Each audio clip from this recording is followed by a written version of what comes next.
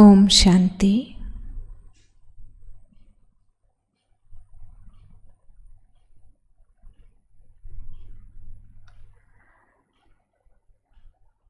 రాజయోగము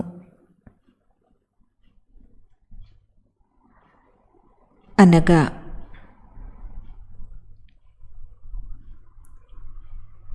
స్మృతి యాత్ర.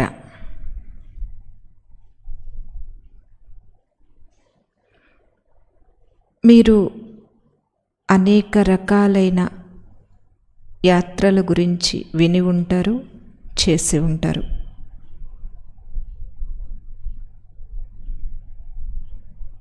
యాత్ర అనగానే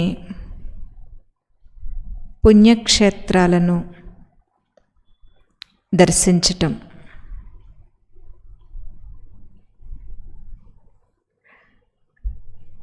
ఆయా పుణ్యక్షేత్రాలన్నీ దర్శిస్తే భక్తి సంపూర్ణమైనట్లుగా భావిస్తారు. కాశీయాత్ర, అమర్నాథ్ యాత్ర. అదే ఇతర మతస్థులైతే వారి వారి పవిత్ర స్థలాలకు వెళ్ళటాన్ని వారి జీవిత పరమార్థంగా భావిస్తారు.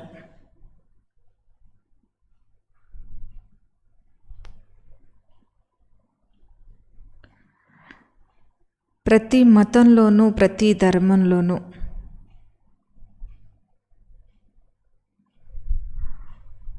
వారి ఇష్టదైవం యొక్క పుణ్యక్షేత్రాలు, స్థలాలు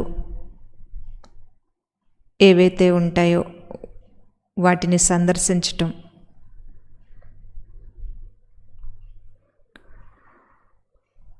భక్తిలో ఒక ఆనందకరమైన విషయంగా చెప్తూ ఉంటారు. అయితే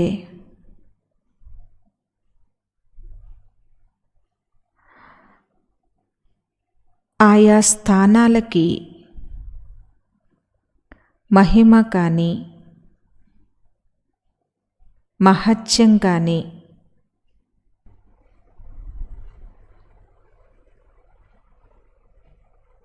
అక్కడ ఉన్న దేవతల వలన వస్తుంది.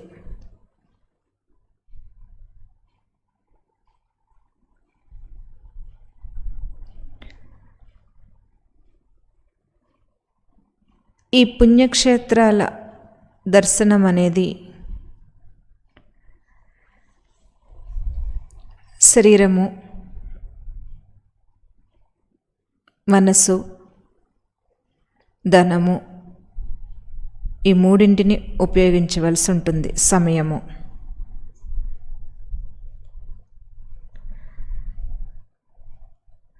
కానీ అన్ని యాత్రల కంటే గొప్పది స్మృతి యాత్ర. ఈ యాత్రని మనం నిరంతరం చేయవచ్చు. యాత్ర అంటే వెళ్ళటం కదా. అలాగే రాజయోగము అనగా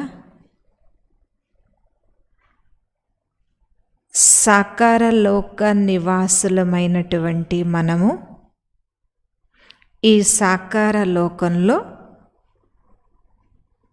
మన ఇంటిలో లేదా మనం ఉండే చోటు ఏదైతే ఉంటుందో అక్కడ కూర్చుని ఉండగానే మనస్సుతో భగవంతుడు ఎక్కడ ఉంటారో, భగవంతుని యొక్క వాస్తవిక స్థానం ఏదో ఆ స్థానానికి పయనించటం, మానసికంగా పయనించటం,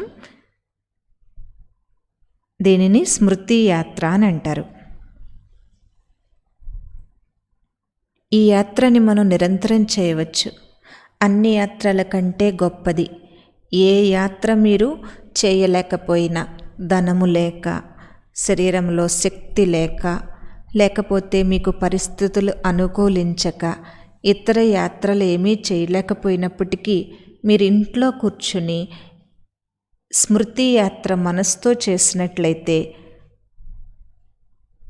తప్పనిసరిగా మీ యొక్క దుఃఖాలన్నీ కూడా దూరం అయిపోతాయి.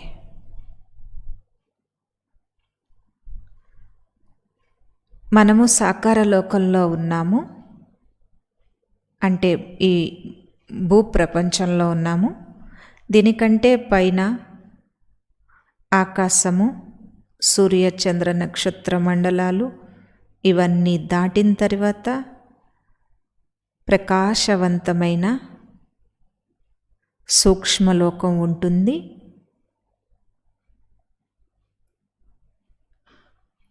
అది కూడా దాటిన తర్వాత పసుపు ఎరుపు కలిపిన బంగారు వర్ణం గల ధామం ఒకటి ఉంటుంది. దానినే పరంధామము అని అంటారు. పరం అనగా ఉన్నతమైనది, పరమాత్మ అనగా ఉన్నతమైన ఆత్మ, పరంధామము అనగా ఉన్నతమైన ధామము. ఆ పరంధామంలో జ్యోతిర్బిందు స్వరూపంలో శివ పరమాత్మ ఉంటారు. పరంధామం అనేది భగవంతుని శాశ్వత నివాస స్థానము. అక్కడ ఉండే ఈ సృష్టి యొక్క స్థాపన, పాలన, వినాశనం అనే కర్తవ్యాలు సాకార లోకంలో ఉన్న కొంతమంది మనుషుల ద్వారా అనగా ఆత్మల ద్వారా పరమాత్మ చేయిస్తూ ఉంటారు. వారికి ఆ శక్తినిచ్చి, సహాయాన్నిచ్చి, ప్రేరణనిచ్చి ఈ విశ్వాన్ని నడిపిస్తూ ఉంటారు. కాబట్టి రాజయోగము అనగా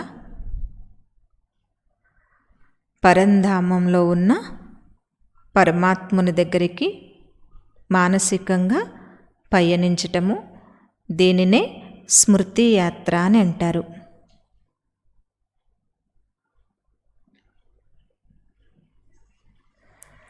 అయితే ఇది ఎప్పుడెప్పుడు చేయాలి? ఈ స్మృతి యాత్ర నిరంతరము చేయవచ్చు. మీరు ఉదయం లేవగానే శివ పరమాత్ముని స్మృతి యాత్ర చేసినట్లయితే ఆ రోజంతా కూడా ఆధ్యాత్మిక బలము, ఈశ్వరీయ శక్తి మీతో పాటు ఉండి రోజంతా మాయ మీకు ఎలాంటి విఘ్నాలు లేదా ఆటంకాలు కలిగించినప్పటికీ వాటిలో మీ మనస్సు వాడిపోకుండా మరియు మీరు ఓడిపోకుండా కాపాడుతూ ఉంటుంది.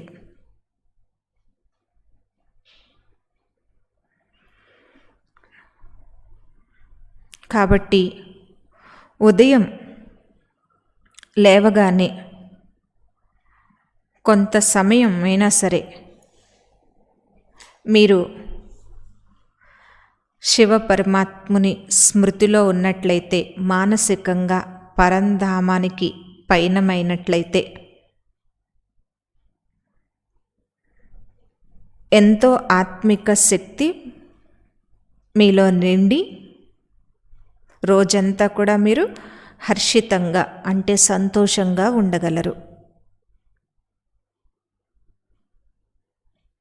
ఎందుకంటే అది రోజుకి ఆది సమయము, అంటే మొదటి సమయము.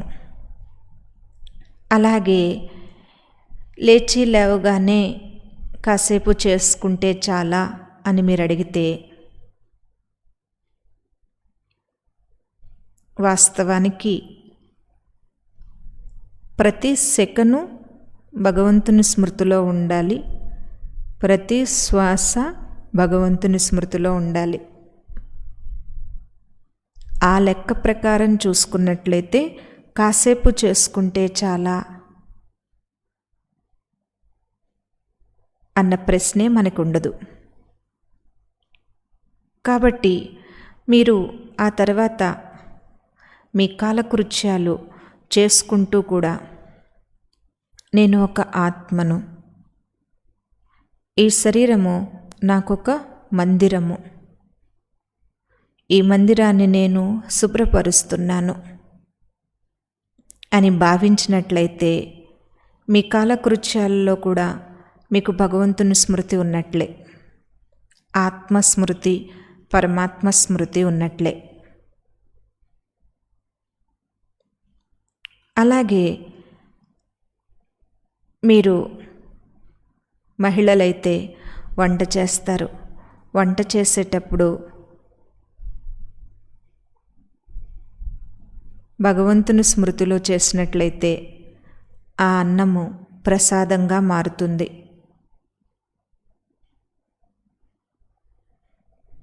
మీ మనసు యొక్క ఈశ్వరీయ స్మృతి యొక్క సంస్కారము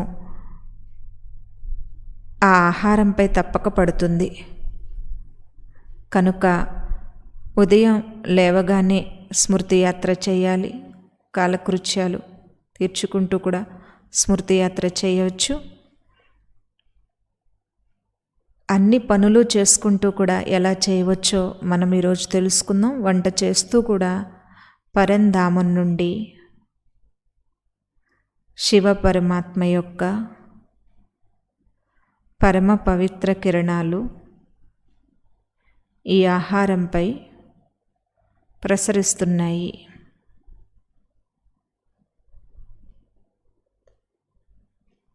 అలా భావన చేసుకుంటూ మీరు వండాలి. మామూలుగా మడి కట్టుకుని ఆహారం వండటం మంచి ఆచారం అని చెప్తూ ఉంటారు. వాస్తవానికి వండేటప్పుడు కట్టుకోవలసింది మది, అనగా మన మనస్సు భగవంతుని పైన ఉండేలాగా మీరు చూసుకున్నట్లయితే అది గొప్ప ఆచారము.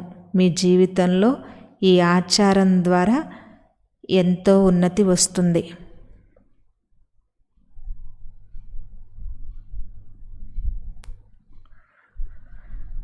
అలాగే తినేటప్పుడు కూడా కేవలం వండేటప్పుడు అని కాకుండా తినేటప్పుడు కూడా చాలామందికి ఒక అలవాటు ఉంటుంది. ఒక ముద్ద తీసి పక్కన పెట్టి అది దేవునికి లేదా వాళ్ళకి ఇష్టమైన వాళ్ళకి లేదా వాళ్ళ పెద్దలకి అని అనుకుంటూ ఉంటారు. ఆ తర్వాత మామూలుగానే భోజనాన్ని తింటారు. అలా కాసేపు లేదా ఒక ముద్ద తీసి పక్కన పెట్టడం అని కాకుండా మీరు ప్రతి ముద్ద కూడా భగవంతుని స్మృతిలో తీసుకున్నట్లయితే, ప్రసాదాన్ని తింటున్నాను నేను. ప్రసాదం అంటే ఏంటి? భగవంతుడు ఇచ్చింది ఏదైనా సరే అది ప్రసాదమే. గుర్తుంచుకోండి. మీరు ఈ తనువును కూడా భగవంతుని ప్రసాదంగా భావించాలంటారు. మనకి ఏదైనా ప్రాప్తించినా కూడా భగవంతుని ప్రసాదం. ప్రతి చిన్నది కూడా ప్రసాదమే. భగవంతుడు ప్రసాదించింది ఏదైనా సరే ప్రసాదమే. ఎందుకు అది ప్రసాదం అనుకోవాలి అని అనుకుంటే, ప్రసాదానికి మనము వంకలు పెట్టం. అది బాలేదని, అది అలా ఉందని, ఇలా ఉందని అనం కదా. కనుక ప్రసాదంగా భావించినప్పుడు మనకి ఆహారం యొక్క ఫిర్యాదులు ఏవైతే ఉంటాయో అవి సమాప్తం అయిపోతాయి. చాలా క్రమశిక్షణ వస్తుందన్నమాట మనకి. భగవంతుని జ్ఞానం ద్వారా, యోగం ద్వారా చాలా క్రమశిక్షణ మనలో వస్తుంది. కనుక తినేటప్పుడు కూడా బాబా స్మృతిలో, బాబా అనగా తండ్రి గుర్తుంచుకోండి. బాబా అనగా తండ్రి. ఒక గురువు ఎవరో ఉంటారు. మామూలుగా ఇతరితర బాబాలు, గురూజీలు, మాతాజీలు ఉంటారు కదా. అలాగే వీళ్ళ గురువుగారు కూడా ఒకరు ఉంటారు. అందుకే ఓం శాంతి వారు మాటిమాటికి బాబా బాబా అంటూ ఉంటారు అని అనుకోకండి. బాబా అంటే తండ్రి, ఆత్మలకి తండ్రి శివ పరమాత్మ. ఆయన్నే ప్రేమతో శివ బాబా అని పిలుస్తారు. ఆ శివబాబా స్మృతిలో ఉండి తీసుకోవాలి స్మృతి యాత్ర. తినేటప్పుడు కూడా స్మృతి యాత్ర చేయాలి, వండేటప్పుడు స్మృతి యాత్ర చేయాలి. ఇక ఇతరులు అంటే సోదరులు అయితే ఆఫీస్కి వెళ్తారు, లేదా ఏదైనా వర్క్ చేసుకుంటారు. బాబా ఏం చెప్తారంటే, మీరు ఉద్యోగస్తులైతే మీ బాస్ శివ్ బాబా అని అనుకోండి.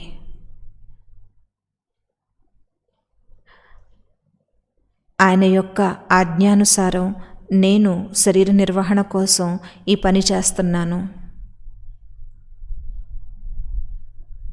శివబాబా ఆజ్ఞానుసారం శరీర నిర్వహణ అంటే మనకి శరీరం ఉంది, దీనికోసం కొంత మనకి ధనం కావాలి కాబట్టి శరీరం ఉంది, శరీర సంబంధికులు ఉన్నారు, శరీర అవసరాలు ఉన్నాయి, వీటి కోసం ధనం కావాలి కాబట్టి శరీర నిర్వహణ కోసం నేను ఈ కర్మ చేస్తున్నాను.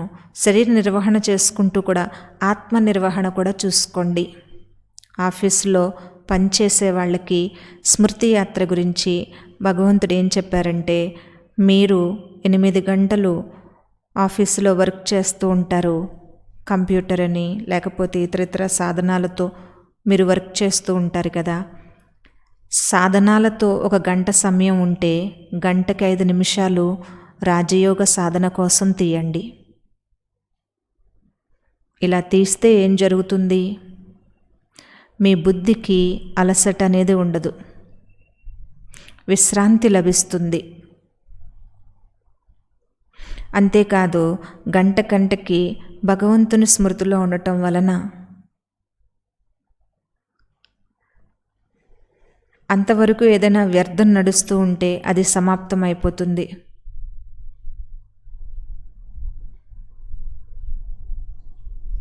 ఇలా గంటకి 5 నిమిషాలు తప్పనిసరిగా రాజయోగ సాధన కోసం సమయం తీయండి.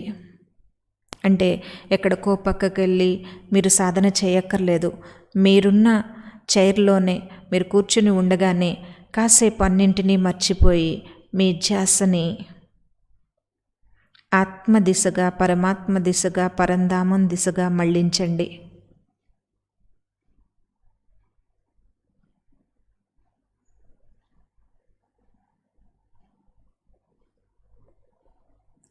ఎప్పుడైతే ఇలా చేస్తారో మీ చుట్టూ ఒక శాంతి వాతావరణం తయారైపోతుంది.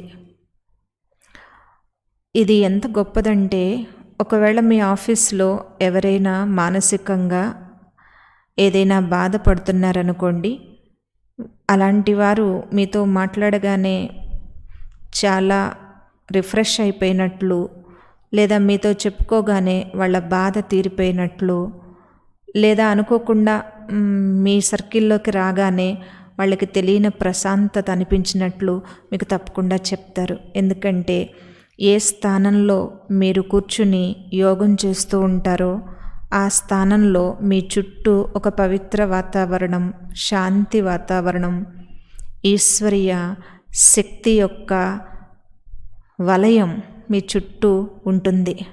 ఆ వలయంలోకి, ఆ తరంగాలలోకి ఎవరొచ్చినా కూడా శాంతి, పవిత్రత, సంతోషము, మీరేం మాట్లాడకపోయినా సరే మీతో ఉండటం వాళ్ళకి చాలా బాగుందనిపిస్తుంది. ఎందుకనంటే మీరు ఈశ్వరుని స్మృతిలో ఉన్నారు కాబట్టి మీ చుట్టూ అంత ఆకర్షణీయమైన వాయుమండలం అనగా తరంగాలు ఉంటాయి. ఇలా మీరు ఎంతో సేవ చేయవచ్చు. ఎంతోమంది మనసులు అశాంతిని పోగొట్టారంటే అది గొప్ప సేవ కదా. అందువలన గంటకి కనీసం 3 నిమిషాలైనా తీసి నేను శాంత స్వరూప ఆత్మను, శాంతి సాగరుడు శివ పరమాత్మ, నా తండ్రి, శాంతి ధామము నా ఇల్లు, అలాగా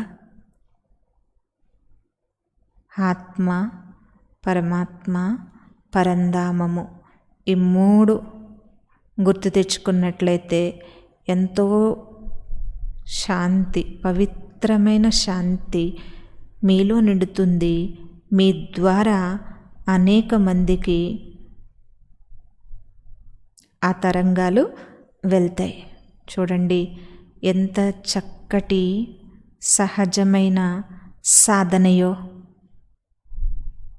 అలవాటుగా చేసుకున్నట్లయితే ఇలా చేయకుండా మీరు ఉండలేని స్థితికి వెళ్ళిపోతారు. దాంట్లో ఉన్న ఆనందం మీకు అనుభవం అవుతుంది. అందువలన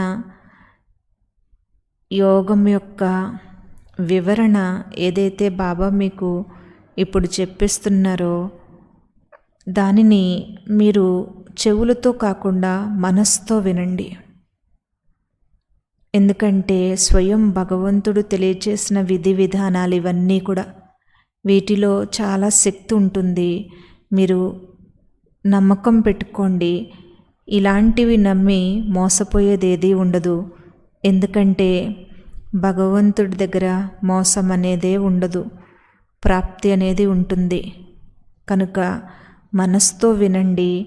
చిన్న చిన్న అభ్యాసాలు మీ జీవితంలో భాగంగా చేసుకోండి. మీ అనుభవాన్ని అందరితో పంచుకోండి, సేవ చేయండి.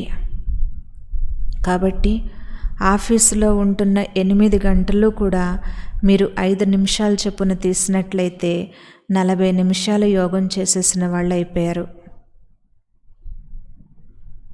అదే 40 నిమిషాలు కూర్చోవాలంటే మీకు కుదరచ్చు, కుదరకపోవచ్చు. కానీ గంటకు 5 నిమిషాలు అనంటే ఎంత చక్కటి స్థితి ఉంటుందో. ఈ ప్రభావం మీ పనిపై కూడా పడుతుంది. ఇంకా చెప్పాలంటే మీరు ఏదైతే పని చేస్తున్నారో ఆ పని త్వరగా పూర్తవటము, లేదా ఆ పనిలో మీకు విసుగు కలగకపోవటము,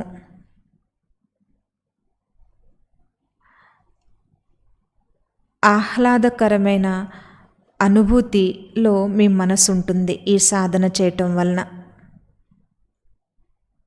అందువలన ఈ సాధన కోసం అవసరమైతే గంటకి ఒకసారి ఏదైనా అలారం పెట్టుకుని కూడా ఈ సాధన చేయండి. అదే ఇంట్లో ఉండేవారైతే గంటల గడియారం తీసుకుని ఆ గంట కొట్టేటప్పటికి చక్కగా చేసుకోండి. సాధన అయ్యేంత వరకు మనకి సాధనాన్ని ఆధారం తీసుకున్నా తప్పు లేదు. ఎందుకంటే మనం ఏదన్నా మాటల్లో పడ్డాము, పనిలో పడ్డామంటే ఇంకెన్ని గంటలు అయిపోతున్నాయో మనకే తెలియకుండా అయిపోతుంది ఒక్కోసారి. అందువలన ఏదైనా ఒక అలారం కానీ గంటల గడియారం కానీ ఉందనుకోండి, ఆ సమయము, ఆ గంట, ఆ అలారం మిమ్మల్ని హెచ్చరిస్తుంది, ఇది వ్యర్థాన్ని వదిలి పరమాత్మ వైపుకు వెళ్ళే సమయం ఇది అని గుర్తు చేస్తుంది. కాబట్టి మీరు ఏదో ఒక సాధనాన్ని ఆధారంగా తీసుకుని సాధన మొదలుపెట్టండి. తర్వాత మీకు ఆ సాధనం లేకపోయినా మీరే సహజంగా మీ మనసు పరమాత్మ దగ్గరికి వెళ్ళిపోతుంది. ఇలాగా ప్రతి కర్మ చేస్తూ, కర్మకు ముందు కూడా యోగం చేయాలి. ఎందుకంటే మనసు బుద్ధి ఒక్కసారిగా సెట్ అయిపోతాయి మనకి. మనం హడావిడిలో పని ప్రారంభించినప్పుడు చూడండి, తెలియకుండానే చాలా తప్పులు చేసేస్తుంటాం. ఎందుకంటే మన బుద్ధి చాలా వేడి మీద ఉంది. ఆ హడావిడిలో ఎంత హడావిడి పడుతూ ఉంటారో అంత పనులు అస్తవ్యస్తం అవుతూ ఉంటాయి. ఎంత శాంతిగా ఉంటారో అంత పనులు సత్వరంగా అయిపోతూ ఉంటాయి, చాలా పద్ధతిగా అయిపోతూ ఉంటాయి. అందువలన కర్మయోగము, కర్మ చేసేటప్పుడు స్మృతి యాత్ర చాలా చాలా అవసరం.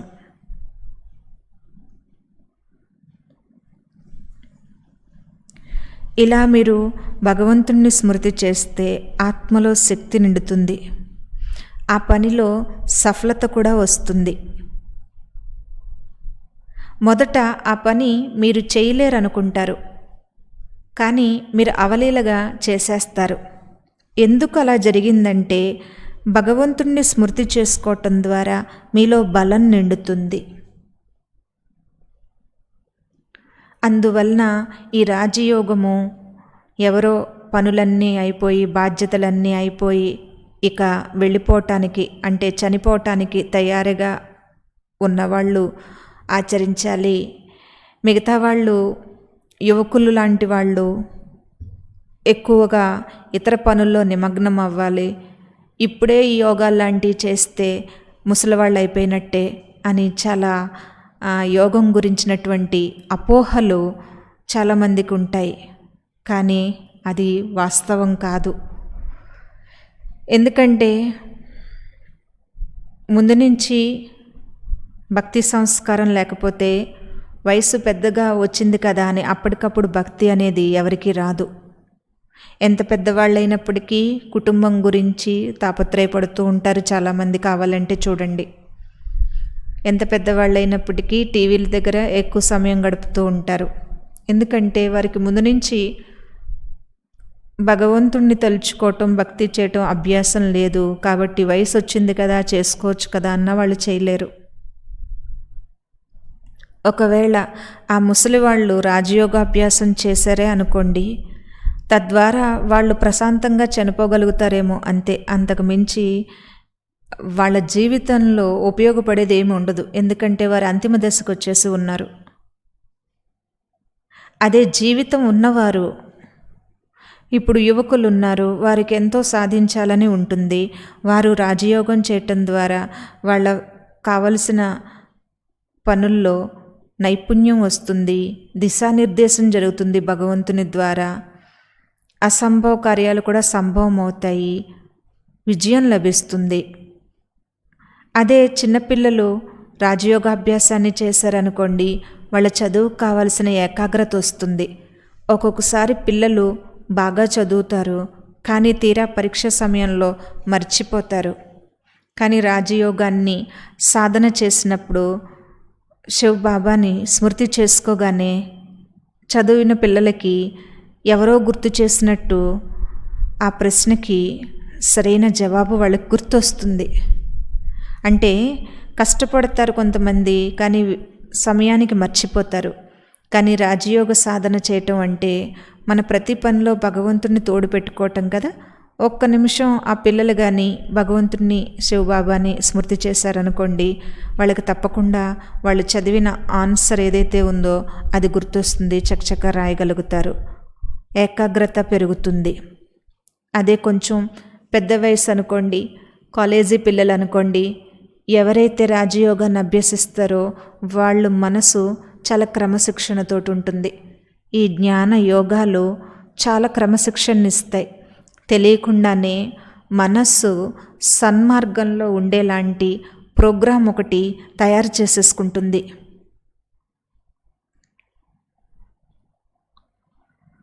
మరి పిల్లలకి చదువు అవసరము, లేకపోతే ఇంగ్లీష్ పరిజ్ఞానం చాలా ఉండాలి, పెద్ద పెద్ద ఉద్యోగాలు చేయాలి, విదేశాలు పంపాలి, గొప్పవారితో వివాహం చేయాలి, చాలా గొప్పగా సెటిల్ అవ్వాలి అని అనుకుంటారు తప్ప వాళ్ళ మనసు మంచి మార్గంలో ఉండడానికి ప్రోత్సాహం ఇచ్చేలాగా మీరు సత్సాంగత్యం అనేది వాళ్ళకి ఏర్పాటు చేయాలన్న ఉద్దేశం తక్కువ మందికి ఉంటుంది.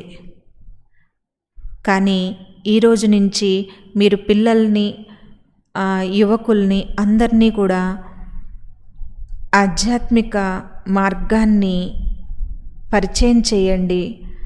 వాళ్ళైన పద్ధతిలో వాళ్ళని నడవనివ్వండి. ఎంత చదువైనా సరే, తప్పనిసరిగా కాసేపైనా సరే రాజయోగ సాధన చేయడానికి మీరు ప్రోత్సహించండి. మీరు ఇలాంటి విషయాలు ప్రోత్సహించటమే మీ పిల్లలకి సరైనటువంటి జీవితాన్ని ఇవ్వటం.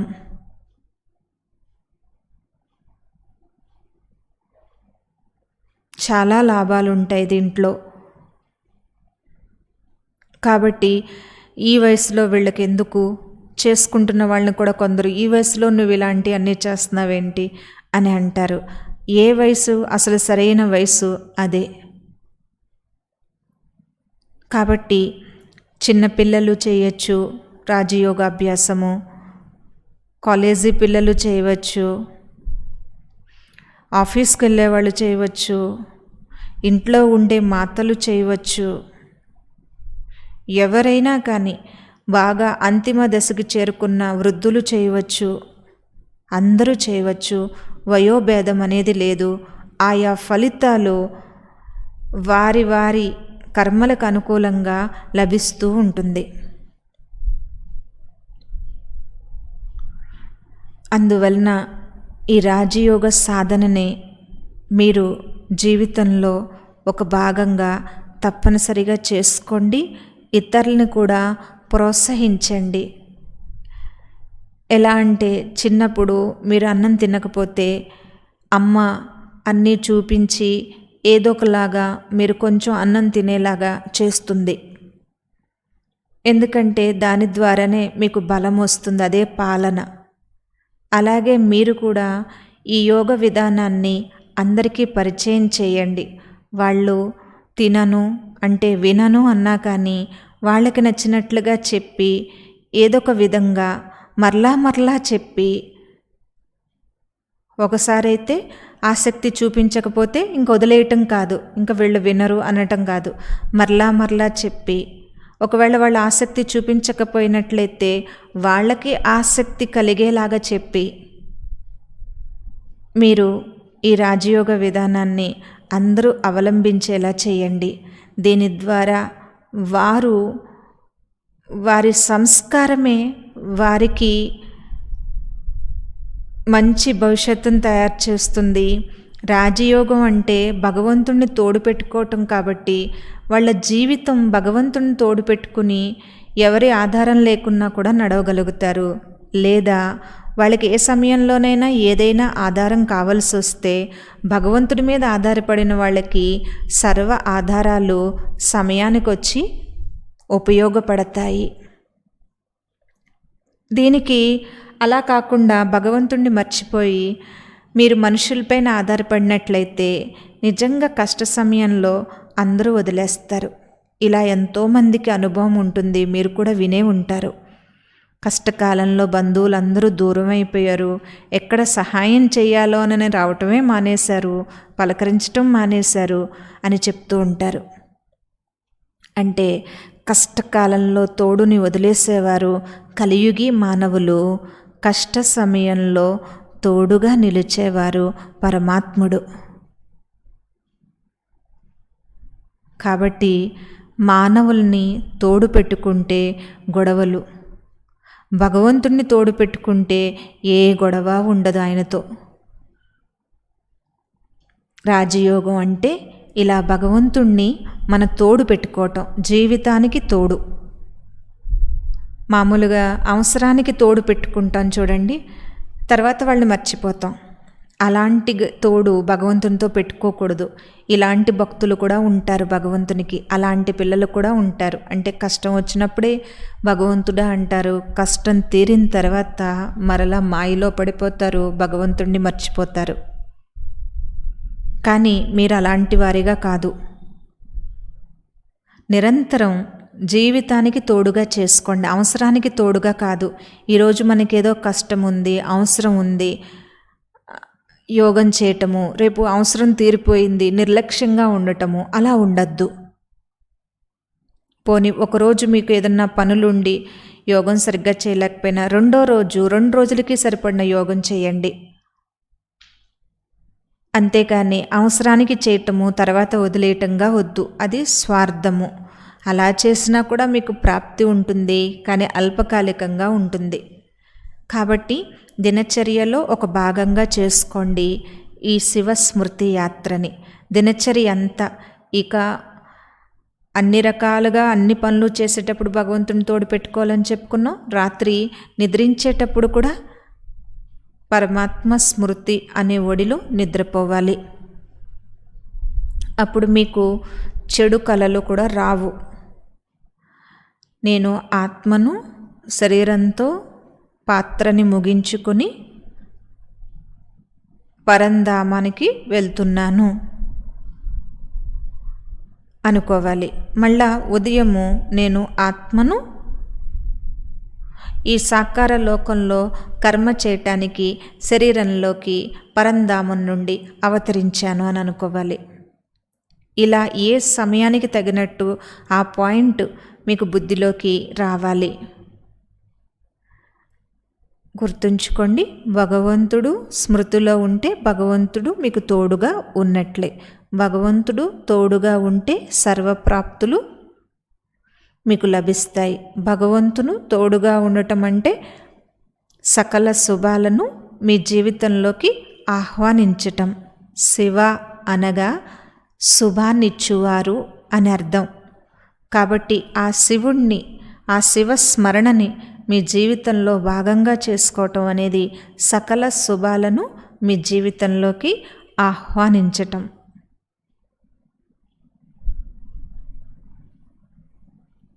ఇలా దినచర్య అంతా భగవంతునితోనే, భగవంతుని స్మృతిలోనే గడిపేవారు ఎంతో అదృష్టవంతులు.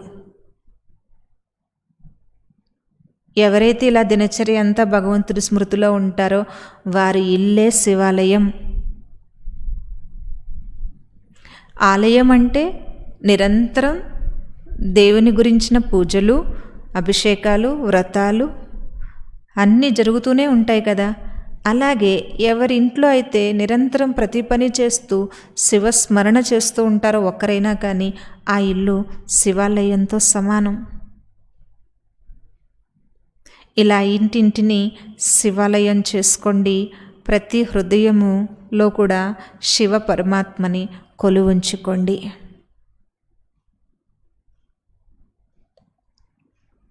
ఓం శాంతి.